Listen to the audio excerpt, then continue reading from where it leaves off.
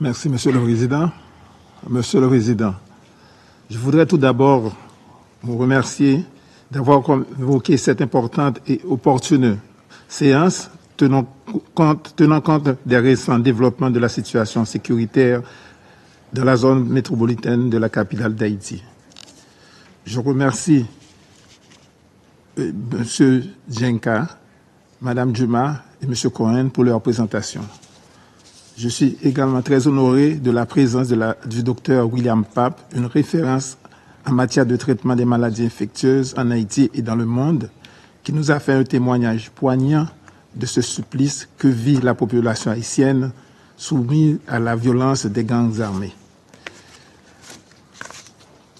Monsieur le Président, c'est avec une profonde gratitude et un sens de responsabilité que je m'adresse à vous aujourd'hui dans le cadre de cette importante réunion du Conseil de sécurité sur Haïti.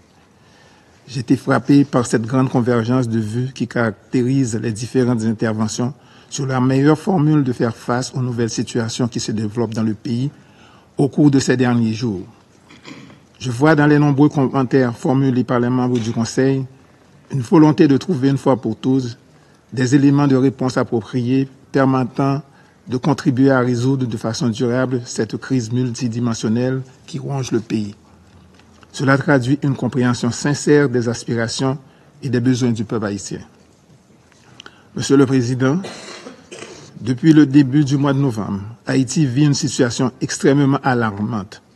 La situation sécuritaire dans la capitale s'est profondément détériorée.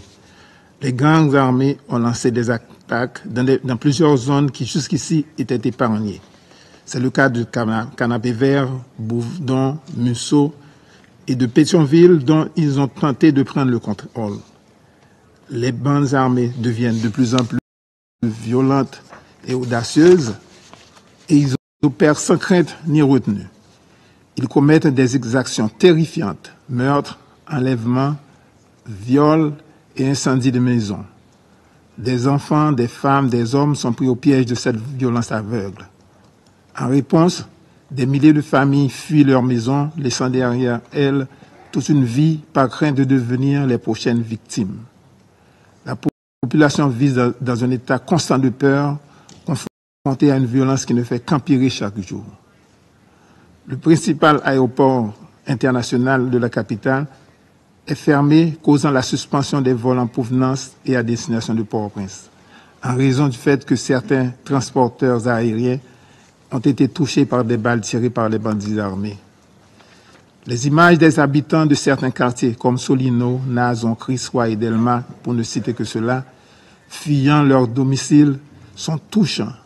La police nationale d'Haïti et les forces armées déployées, malgré leur courage et les moyens mis à leur disposition, ne parviennent pas à repousser l'avancée des bandes criminelles qui sont mieux armées et en plus grand nombre.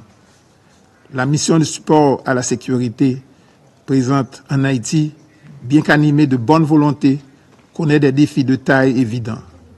Les ressources financières, humaines et logistiques actuelles sont nettement insuffisantes pour répondre à l'ampleur de la menace. Les promesses de la communauté internationale sont restées en grande partie non tenues. Les quelques 430 soldats déployés sur le terrain restent largement insuffisants pour une situation d'une telle ampleur où plus de 2500 troupes seraient nécessaires pour contenir l'avancée des bandes criminelles. La terreur engendrée par cette violence nous oblige à reconnaître une réalité insupportable. Haïti a besoin d'une aide robuste et soutenue à la hauteur de la situation à laquelle elle est confrontée.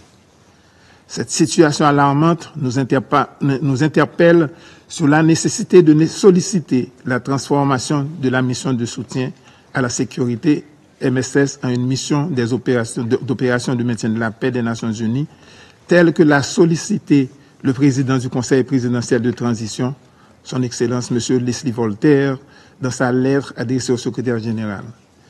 Une telle transformation garantirait une mobilisation plus importante des ressources, un mandat plus robuste, une plus grande participation du pays et une meilleure coordination internationale pour restaurer la sécurité et rétablir la confiance des citoyens dans leurs institutions. Une mission de maintien de la paix fournirait aussi à Haïti le cadre nécessaire pour désarmer ces groupes armés, rétablir la paix et la sécurité, restaurer l'état de droit et permettre à la police nationale d'Haïti de se reconstruire. Elle enverrait également un message clair à ceux qui propagent la violence, c'est-à-dire la communauté internationale est déterminée à soutenir le peuple haïtien dans sa quête de sécurité et de justice.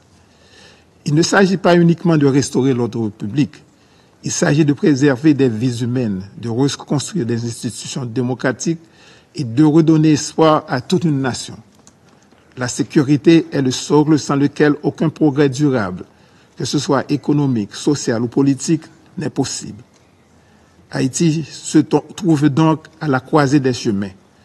Soit la communauté internationale apporte un appui conséquent, ou soit